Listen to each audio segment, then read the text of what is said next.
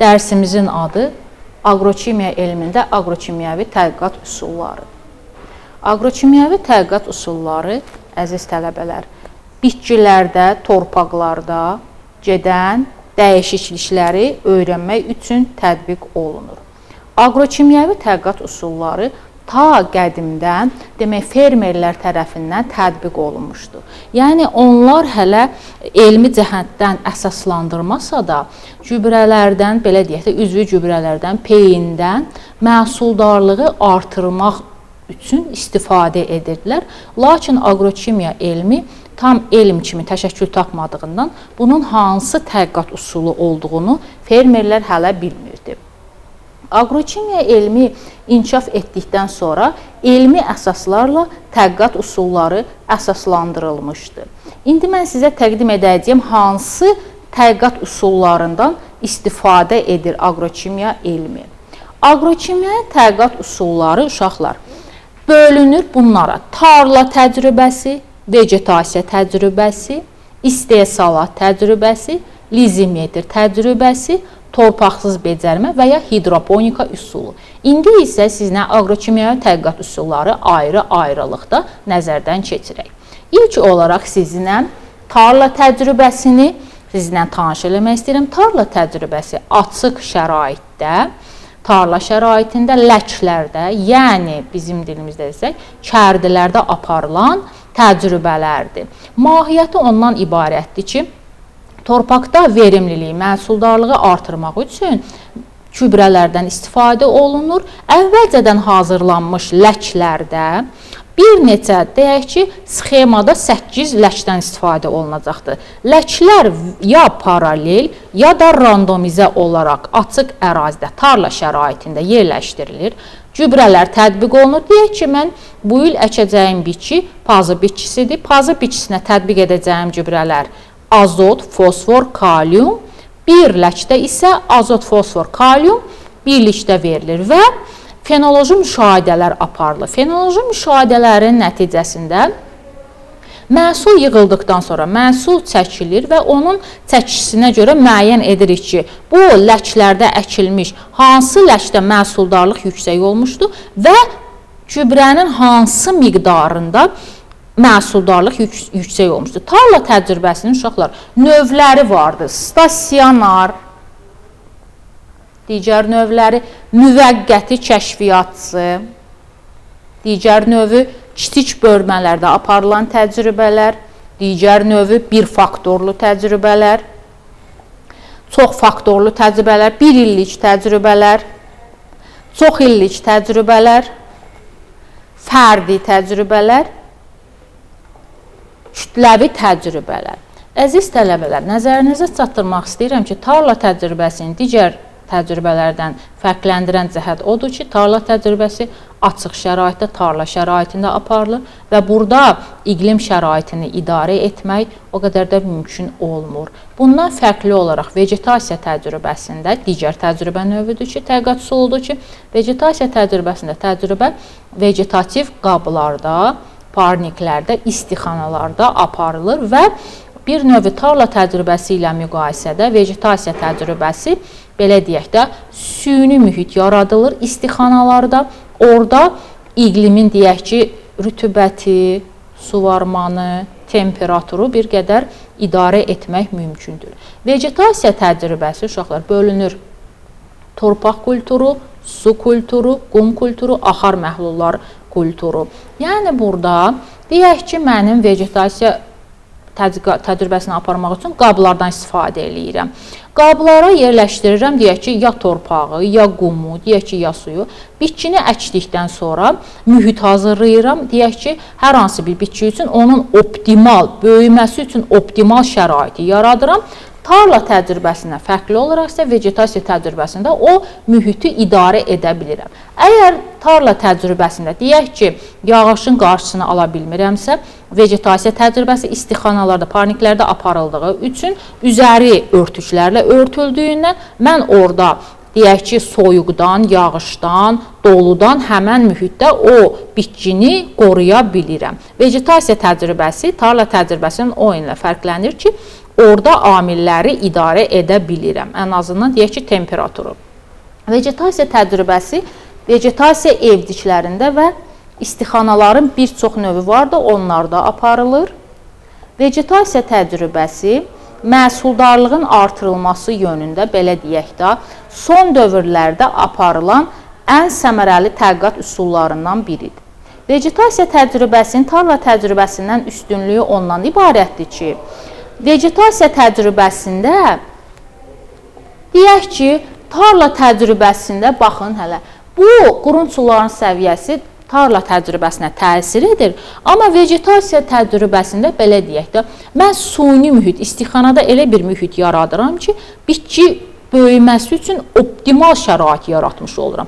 Tarla təcrübəsində əgər məhsuldarlığa quraqlıq, havanın şəraiti, isti, temperatur təsir edirsə, vegetasiya təcrübəsində isə mən bitkinin bitməsi üçün ən optimal şərait yaratdığım üçün istixanalardan götürülən məhsuldarlıq əlbəttə ki, tarla təcrübəsindən bir qədər yüksək olacaqdır. Naxçıvan Muxtar Respublikasında son zamanlarda istixanalardan, parniklərdən istifadə artmışdır. Çünki son zamanlarda müşahidə olunan demək quraqlıq, belə deyək də, suyun çatışmaması parniklərdən istifadəni bir qədər tələbatı artırmışdır.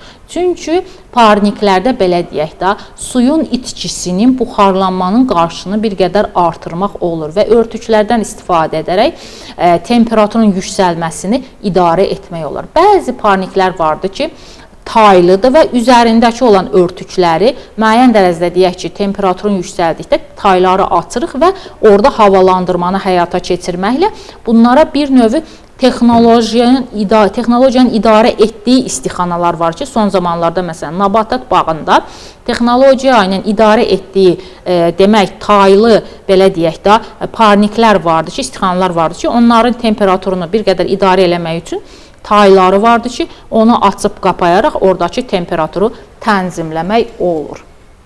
Vegetasiya təcrübəsində əlbəttə ki, il boyu demək məhsul almaq olur. Tarla təcrübəsində deyək ki, mən qış vaxtı deyək ki, ala bilmirəmsə məhsulu, parniklərdə isə bütün dövrlərdə, yəni qış mövsümündə belə məhsulu almaq mümkündür. Tarla təcrübəsində baxın hələ, gübrəsiz nəzarət sxemləri budur, MPK, MPK. Yəni sxemlərdən istifadə olunur, 4-lü, 8-li, 16-lı sxemlərdən istifadə olunur və gübrələrin verilmə istiqaməti göstərilmişdir burada. Tarla təcrübəsi uşaqlar, belə deyək də, kiçik ərazilərdə aparılır, ləklərin ölçüləridir bunlar.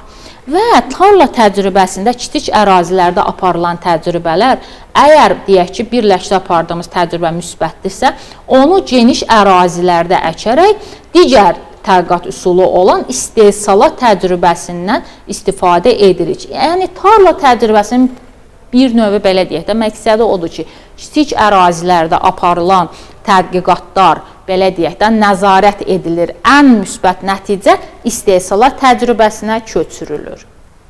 Burada gördüyümüz kimi uşaqlar tarla təcrübəsi qoruyucu zolaqlarla əhatə olunmuşdur. Qoruyucu zolaqlar nə deməkdir? Yəni qoruyucu zolaqlar ləklərin istiqaməti burada göstərilmişdir. Paralel ola bilər, randomizə ola bilər, perpendikulyar ola bilər. Yəni əkdiyimiz məhsuldan asılı olaraq ləklərin istiqamətləri seçilir. Burada gördüyünüz kimi paralel, randomizə də ola bilər. Randomizə o deməkdir ki, əziz tələbələr, randomizədə uşaqlar, yəni ki, bu formadan, ləklər məsələn, bu şəkilə baxdığımızda üstdən tarla təcrübəsi bu formada göstərilir. Ləklər dediyim isə bunlardır. Yəni, belə deyək də, zolaqlar, şırımlar bu formada göstərilir, yerləşdirilir sahədə tarla təcrübəsi. Bu formada yaxından baxdıqda görürük, yəni onların gübrənin verilməsi, yığılması kimi bunlar demək, təcrübələrin aparılmasıdır, nümunələrin götürülməsidir, ərazidə səpinin, demək, məhsulun yığılması kimi hadisələri müşahidə edirik. Burada isə lizimetr təcrübəsindən sizdə danışmaq istəyirəm. Lizimetr təcrübəsi, uşaqlar, müəyyən alətlərdir, torpağa yerləşdirilərək, torpaqda nəmliyin təyini, gübrələrin yuyulması, qida maddələrin hərəkəti kimi məsələlər lizimetr. Lizimetr sözü lizos, həll olma, azad olmaz. Cihaz vasitəsilə aparılır uşaqlar. Lizimetrin bu formada sxematik baxsaq uşaqlar, lizimetr təcrübəsi tədqiqatçı kimi bu formada sxematik görsənir. Yəni bu A, gördüyümüz burada A doldurulmuş içinə bir torpaq, bu torpaq suni torpaq da ola bilər, təbii torpaq da ola bilər.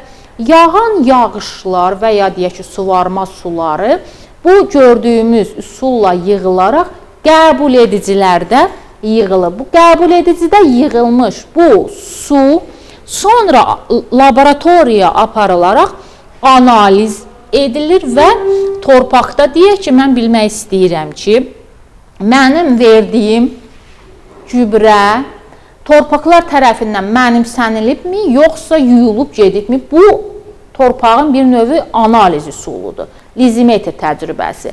Bütün təcrübələr, istər tarla təcrübəsi, istər lizimetr təcrübəsi, istər vegetasiya təcrübəsi bir-biri ilə əlaqəlidir aqrokimya elmində. Niyə əlaqəlidir? Çünki deyək ki, mən bu üsulda gübrələrin itkisini, yuyulmasını, buxarlanma, transpirasiya, torpağın suyu itirməsi xüsusiyyətini mən burada tədqiq eləyirəm, əziz tələbələr. Ondan sonra isə tarla təcrübəsini, istər istehsalat təcrübəsini, istər vegetasiya təcrübəsini tətbiq edə bilərəm. Bu lizimetr təcrübəsi ola bilər ki, həm bitkilərin həyatını öyrənməyimizdə istifadə oluna bilər, həm də bitki məhsuldarlığın artırması istiqamətdə. Bu qəbul edicilər torpaq və bu analizləri üçün aparılır və tədqiq edilir və buradakı tapılan elementlər torpağın xüsusiyyətini özündə göstərir. Lizimetrin bir sıra növləri vardı. Burada göstərdiyimiz plasmas lizimetr görürsünüz torpağa yerləşdirilmişdi. Burada torpağın rəngindən gördüyümüz kimi burada qara torpaqdır və buradakı oğlanın boyu ilə biz müqayisə etdikdə, buradakı qarğıdalı ilə buradakı qarğıdalı müqayisə etdikdə, əlbəttə ki, burada lizimetrlə biz müşahidə aparsaq, elə qəbul edicidə gördüyümüz o elementlər bu qara torpaqda daha çox olacaqdır və məhsuldarlıq gördüyümüz kimi burada daha çoxdur. Çünki torpağın tərkibində humus buradan elə rəngindən görsənir ki, ən optimal torpaqlar qara torpaqlardır və burada əlbəttə ki, elementlərin miqdarı daha çox olacaqdır və məhsuldarlıq da daha çox olacaqdır. Burada göstərdiyimiz bu alət isə lizimetrdir. Bu ilə plasmas lizimetr adlanır. Digər lizimetrin növlərinə keçdikdə,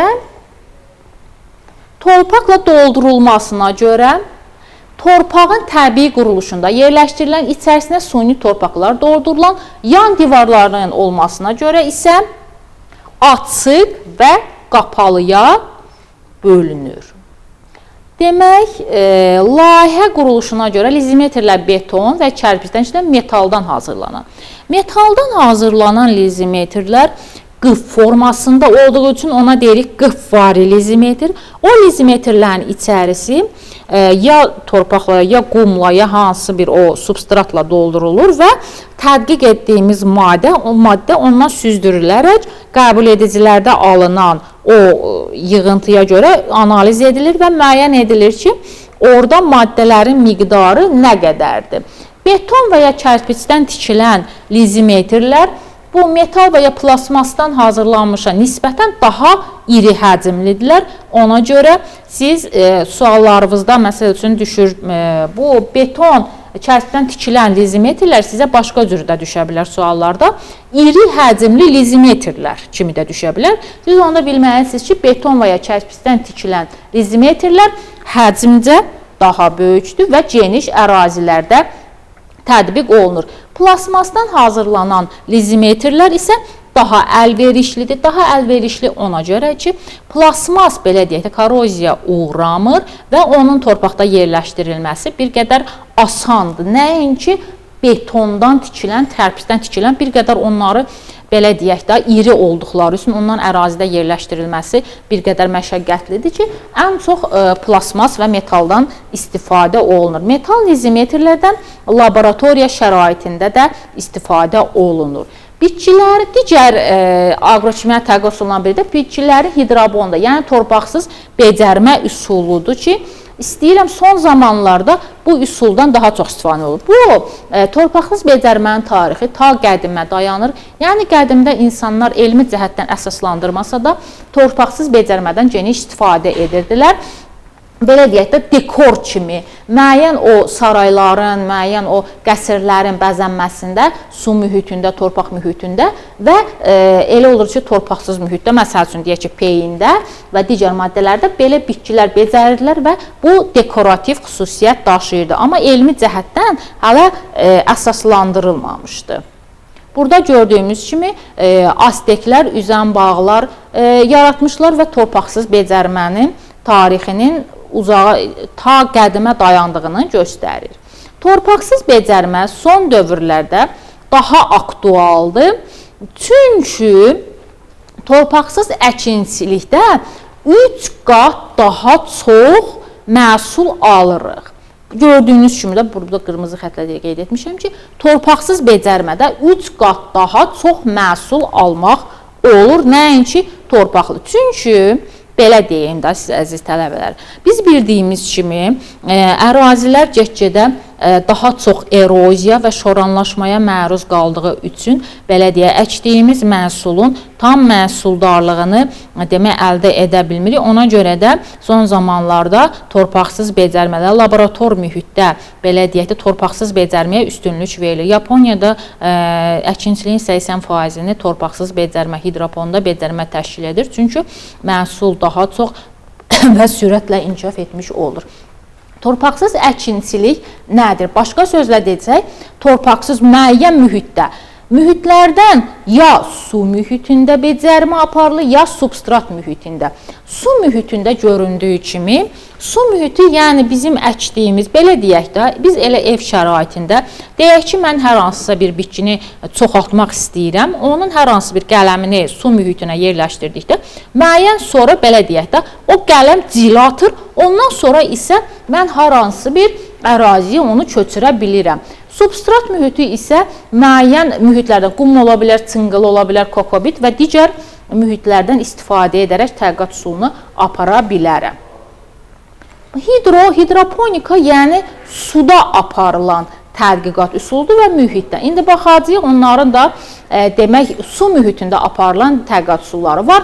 Durğun su kulturası, axan su kulturası, aeroponika. İndi bunların hamısını bir qədər şəkillər üzərindən sizə izah etmək istəyirəm ki, baxın hələ bu durğun su kulturasında göstərim sizə. Durğun su kulturası nə deməkdir?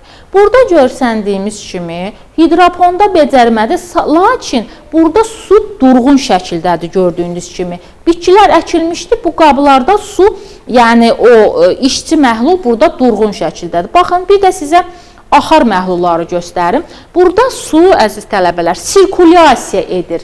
Bu gördüyünüz bu ağ borularda su sirkulyasiya edir və daimi hərəkət etdiyindən gördüyünüz kimi burada isə yaşıllıq artıq əldə edilmişdir. Burada filizlər əkilmişdir, burada isə sürətlə inkişaf getmişdir, hətta məhsul belə əldə edilmişdir. Axar su kulturası o deməkdir ki, yəni burada su sirkulyasiya edir.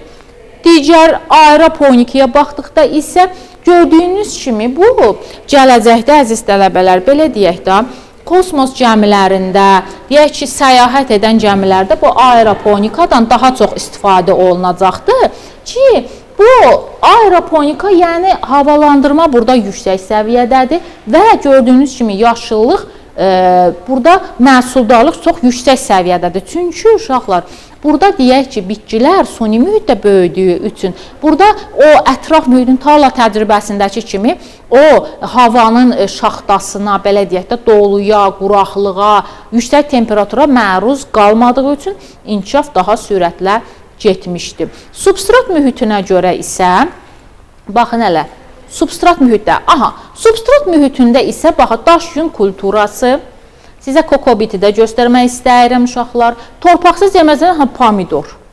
Sonra substratlara aiddir, üzviyə aiddir. Torf, kokobit, yonqar, çəltik, yer fıstığı qabı, saman, qeyri-üzviyə qum, perlit, vermikulit, benzozeolit, polistiren. Yəni ki, bunları bir-bir istəyirəm. Kokobit, tələbələrin marağına səbəb olan bu substratdan biri də kokobitdir. Kokobit uşaqlar Hindistan cəvizinin belə görürsünüz, tellərindən bunlar istifadə edilməyən hissəsidir ki, bunları presləyib müəyyən o mühit yaradırlar ki, ondan da geniş sürətdə istifadə olunur. Kokobit budur uşaqlar. Sonra ağac qabığıdır, yonqarlardır, göstərmək istəyirəm sizə, çəltik.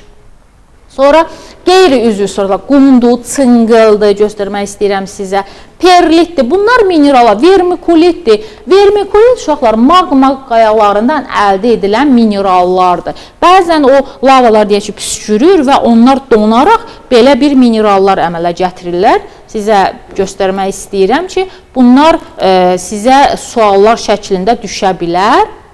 Hidroponika üçün istifadə edilən substratlardır.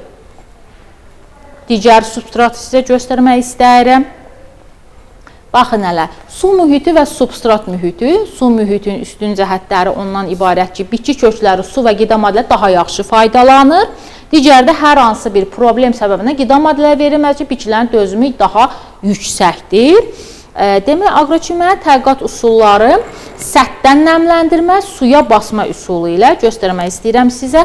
Bu substratın, baxın hələ, bu suyun içindədir, bu isə səthdən nəmləndirir, başa düşdünüz mənim. Hidroponika üsulunda barədə bu qədər. Diqqətinizə görə minnətdaram. Növbəti dərslərdə görüşənədək sizinlə vidalaşırım.